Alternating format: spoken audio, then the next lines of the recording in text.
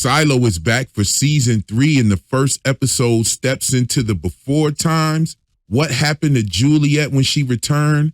A new intro sequence that reflects the changes in the silo, how it was built, and what will come this season. Welcome to Real Enigmas and Theories. Tap that like and hype on your way in, and let's get right into the cook-up. Okay, so last season we saw Daniel give Helen the Pez before it became a relic. This season we learn that he's connected to that drill that he invented, which likely becomes the technology used to install or help construct the 50 silos, or it could be the technology that the miners are using, or both. We'll talk a little bit about that later, but that means that 2 major objects in the show are actually traced right back to Daniel, and he gave one of them to Helen. Now, I'm thinking perhaps Helen may have kept the Pez and ended up as one of the original occupants of Silo 18. Helen and Daniel may be connected to Juliette's bloodline. And I'm not going to sit here and act like he wasn't trying to lock in with her at that dinner table. He may have sealed the deal at some point. But that would make the Pez a family memory object that survived over 300 years. And it's already been confirmed by Graham Yost as the same relic that George later gives Juliette. Now, in my opinion, this ties directly to Juliette's mother, Hannah. Let's think about it for a second. Helen is inquisitive because she's a journalist, and Hannah is also inquisitive. She connects the forbidden memory and flamekeeper type knowledge. Juliette inherits that same trait and expresses it mechanically.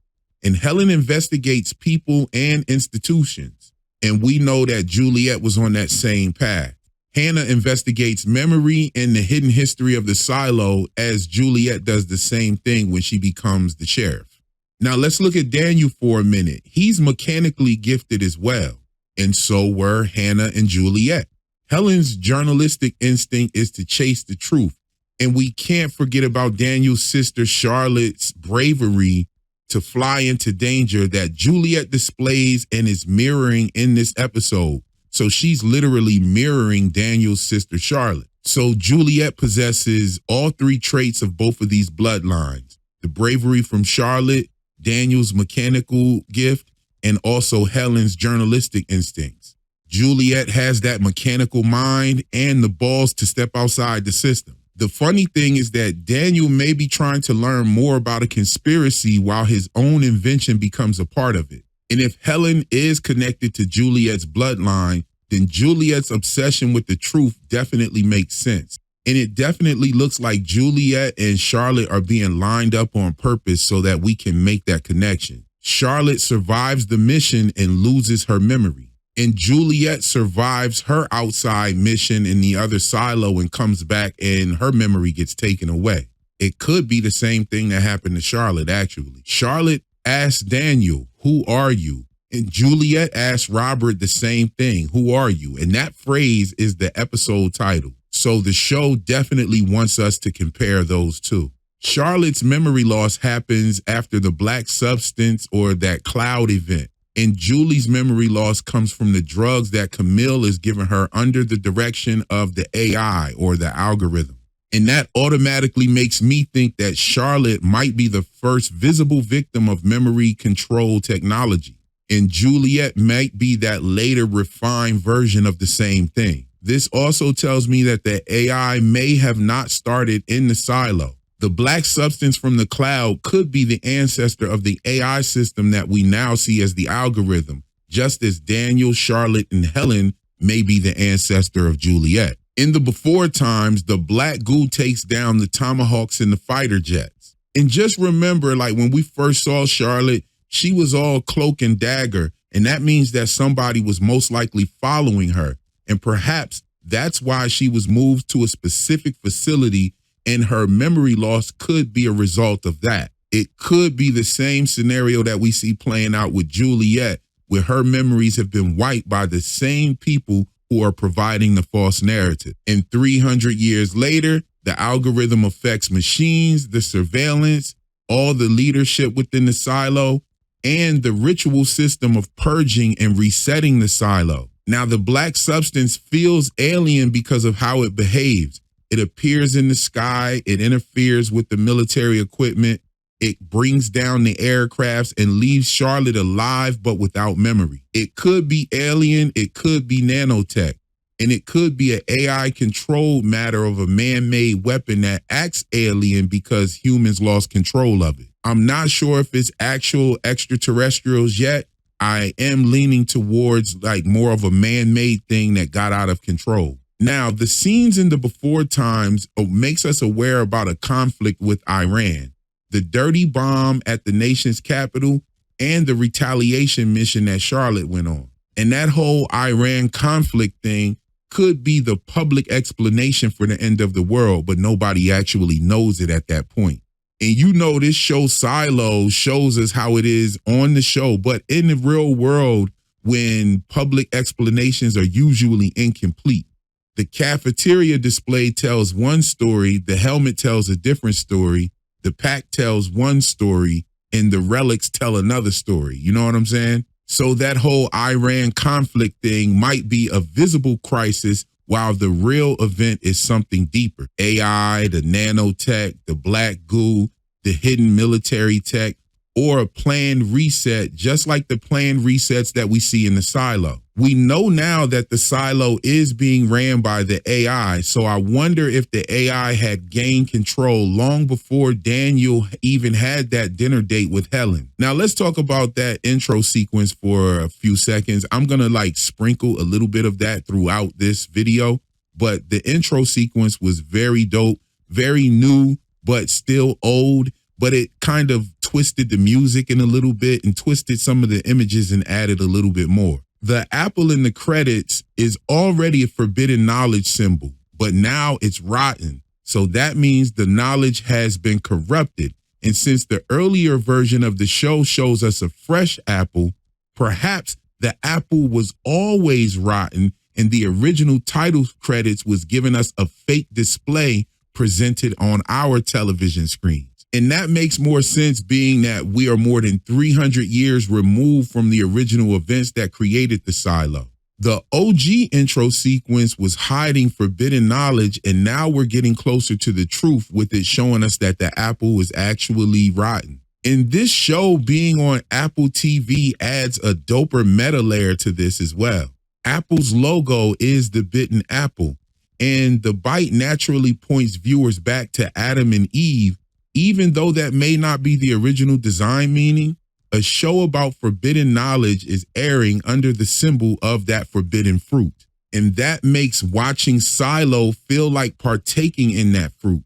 The viewer eats the hidden knowledge and starts seeing the hidden symbols: AI, war, bunkers, control media, memory control, and survival of the elites. Silo is dealing with an Iran conflict, AI, doomsday, survival underground shelters, control populations, and erase memories, which are actually current real world fears. You have in the real world, AI is rising fast. The Iran conflict is in the news cycle all the time. Wealthy people and governments have real bunker plans and actual real bunkers that are underground right now. And all throughout media and television and movies, we keep seeing this idea of survival shelters and controlled societies recurring. You got other shows in the same lane like Fallout, where they have the vaults and nuclear aftermath and experiments on survivors. You got Severance, where they have the memory splitting, the identity control by the corporate powers. You got the Snowpiercer. You got the 100, Wayward Pines, The Last of Us. Even the new show Paradise came back for season 2 this year. So I feel like Silo is using science fiction to talk about fears that already exist in our society today. And the Silo TV series is serving as a subliminal delivery service for hidden information through entertainment. Even the show itself keeps turning delivery systems into weapons or truth carriers. You have the delivery system with the safeguard pipe. You had the medicine that was put in the water to make people forget. That's a delivery. You have the soup delivering a hidden message inside of that pill. You have the pills and the medicine that Juliette's taking. It's delivering her memory loss. The helmet delivers a fake paradise, and the cafeteria screen delivers a public reality. just like those porters deliver Bernard's body to the crematorium, yo. Now, back in season 2, Bernard said Salvador Quinn drugged the water so the people would forget. And in season 3, Camille is drugging Juliette under the direction of the AI algorithm. Perhaps Quinn was instructed to do the same thing. It might not have been his idea to drug the whole silo and make them forget. And that makes Quinn and Camille parallel figures as well, just like we see Charlotte and Juliette parallel figuring. It's just that Quinn erased memory on a whole population level and Camille's just focusing on one individual. You have Charlotte losing memory after the black goo cloud incident, the silo population forgetting through Quinn's water. You got Juliette forgetting through Camille's drugs. History pretty much always disappears through the records in this place, but is pretty much kept in that vault. The relics are banned because they restore those memories, and the Pez has survived 300 years of erased history and memories. So this kind of makes me think that these rebellions might not be proof that the system is actually failing. It might be a part of the system's maintenance. People discover too much, the relics surface, the display glitches, truth starts spreading, the rebellion starts, and then the system resets the population through death and change. And that kind of makes me think that the rebellion might be a part of the plan from the AI as like a scheduled purge or a built-in pressure release. The AI may allow certain cracks because those cracks are what leads to the actual reset. And that's a crazy way of the system letting people rise enough to expose who's dangerous and then cuts them down to restore that order. It's crazy because cleaning follows that forbidden phrase, I want to go outside. And the safeguard follows forbidden knowledge. You talk too much about the truth and the system will poison the entire silo. And both of these are speech-triggered death systems, you know? The wrong words can get a person killed and the wrong truth can get everybody killed. Even if you speak the wrong words that you want to go outside and they send you outside, that cleaning punishment is actually transferred to everybody in the silo as well as some sort of like cleaning punishment theater. And these orders or this way of life is actually coming directly from the pact, which is most likely authored by that AI. And it's crazy how they do it. The person says the forbidden phrase, the whole silo watches them. The cleaner sees that fake augmented reality world inside the helmet. They clean because they think they're helping the people see the truth, but then they die. That means that the rebels' actions become a part of the lie and a good example of how a government can turn the rebellion into propaganda. This is why you seen Robert, Sims, and Bernard plotting and using detractors and hecklers in the crowd and stuff. This was actually a part of a playbook. Now, the show Silo is really taking the true meaning of the word silo really heavy for season 3. I know that silo means a vertically sealed container, but it also means isolated information. And we've always seen isolated information in seasons 1 and season 2, but now we're starting to see that same trend in the before times. You have in the silo, the levels are separated, the departments are separated, the silos are separated, it's 50 of them. And the history is separated from the people as well. And now Juliette is actually separated from her own memory. So she's in a personal silo of the mind. Now, the pact limiting how far miners can dig may be a part of this. And the real reason might be to keep the miners from discovering neighboring silos. And mechanical and the mining people are the ones most likely to expose this system. So the pact kind of keeps them, boxed in or isolated as well.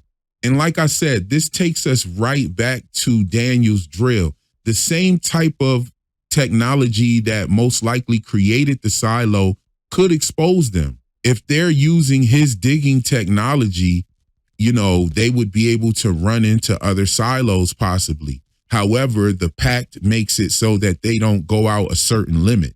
And it's no doubt in my mind that Daniel's drill being mentioned in the same episode as the miners showing up and having that sort of conflict is definitely important. Now, one scene that stuck out to me was Robert and Juliette talking in the hallway. He says that he hopes that she regains her memories and remembers why she held his family hostage at gunpoint.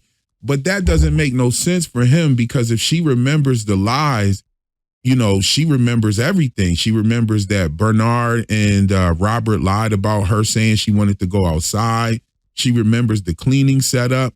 She remembers why she went outside in the first place. She remembers the Silo 17, remembers that there are more silos out there. And she may remember what happened at that entrance when her and Bernard were out there. She might even remember that he wasn't dead at first. Then he tells her that he's the judge of the silo. And that's kind of misleading, because when she held his wife and child at gunpoint, he wasn't the judge yet.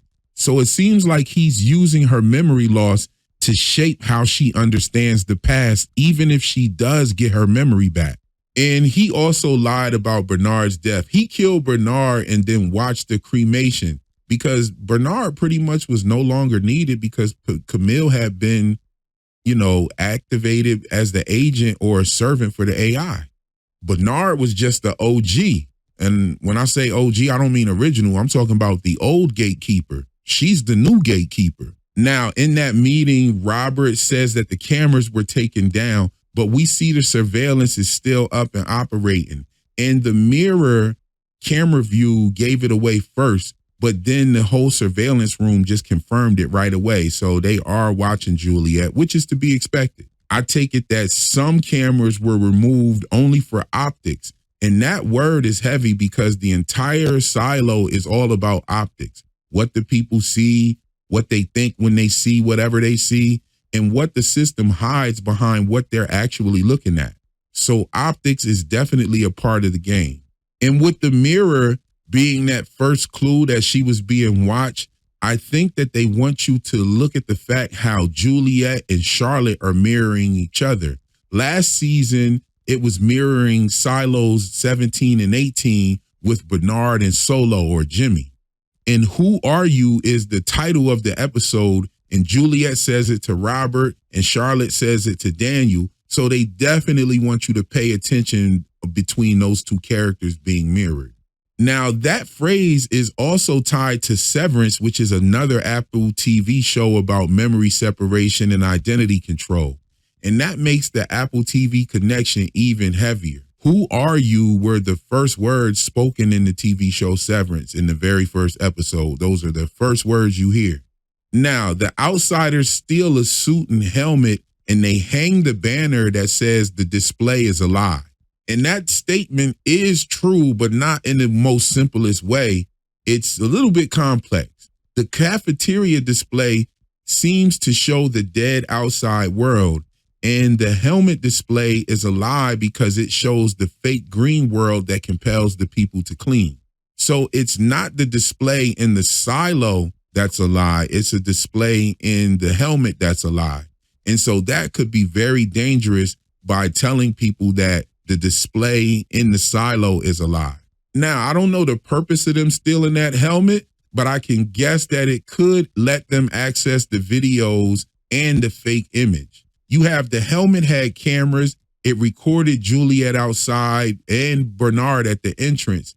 And it has proof of an augmented reality display. Someone might even use the helmet at some point to show Juliette what happened to restore her memory. But here's the thing. The fake green augmented reality display is supposed to be inside the helmet, but it briefly appeared on the cafeteria screen. And that right there needs an explanation because it could be the biggest clue.